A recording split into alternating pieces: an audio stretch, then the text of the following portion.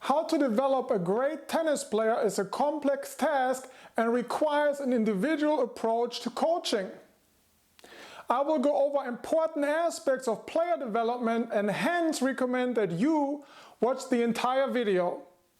It is helpful to devise a strategy to reach an overall long-term goal, for example, top 100 ATP or WTA ranking by age 20 early on. Parents, coaches and athletes must understand that you don't become a great tennis player overnight. In fact, reality is that most athletes will stop pursuing a career of professional tennis before the age of 20. Therefore, it is more important to define what success means with regards to short-term goals. Success shouldn't always be defined as winning or be related to a particular ranking. Instead, success should be defined in terms of developmental achievements, for example, improvements in physical fitness, stroke production, mental toughness, because it has a positive effect on motivational factors, and if you achieve all the short-term goals, then you will also reach the long-term goals. At the same time, rankings can be used as an indicator of the athlete's capabilities, but they are not always absolute as a measure of performance. For example, if you can only travel to a limited number of tournaments to earn points due to time or monetary constraints, the ranking will not be representative of your true ability. Therefore, you should not focus exclusively on ranking. Instead, the athlete's development with respect to stroke production, physical fitness, mental toughness, and improvement in regular competitions should be emphasized. When you want to develop a complete athlete, you need to continuously address the 4 pillars of success: support team, stroke production capabilities, strength and conditioning, and mental toughness.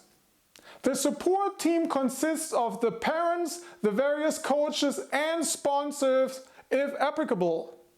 They provide time, money, effort and equipment, which are all prerequisites for successful player development.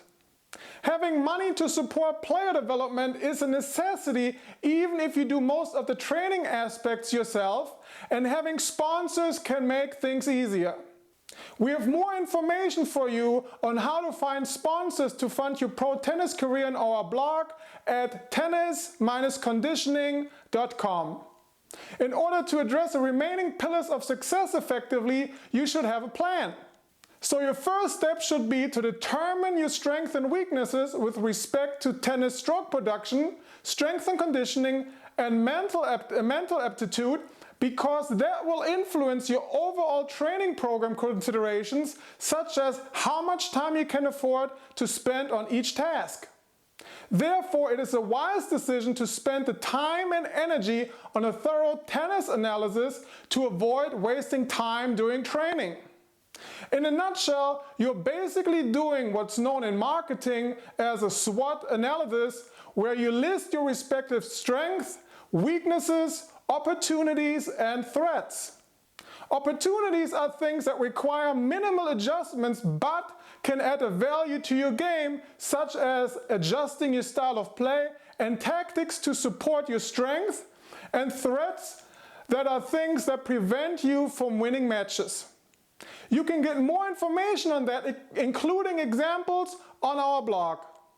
Once you completed your tennis analysis, you want to find out how much time you have available each week to devote to your tennis training, strength and conditioning, and mental training, so you can fill the time slots accordingly and be prepared for each training session so you can train with purpose instead of simply going through the motions.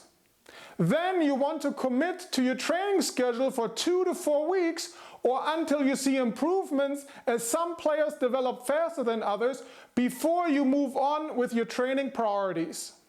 As you can see, player development requires a lot of time and effort if you want to do it right. It is different for each player as they have different strengths, weaknesses, opportunities, and threats, and hence requires a unique approach to coaching in an ideal scenario. Well, that's it again for today's episode. As usual, opinions differ. What's your point of view?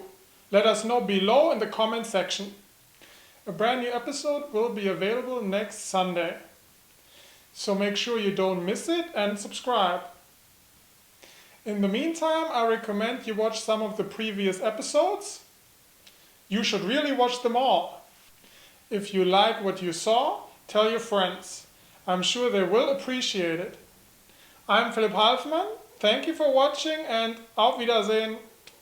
Tennis Conditioning TV episodes are licensed under Creative Commons. You are welcome to link or embed these videos, forward them to others, and share these ideas with people you know. Brought to you by Advanced Concepts of Strength and Conditioning for Tennis. Available at tennisconditioningbook.com. Music by Dan O at danosongs.com.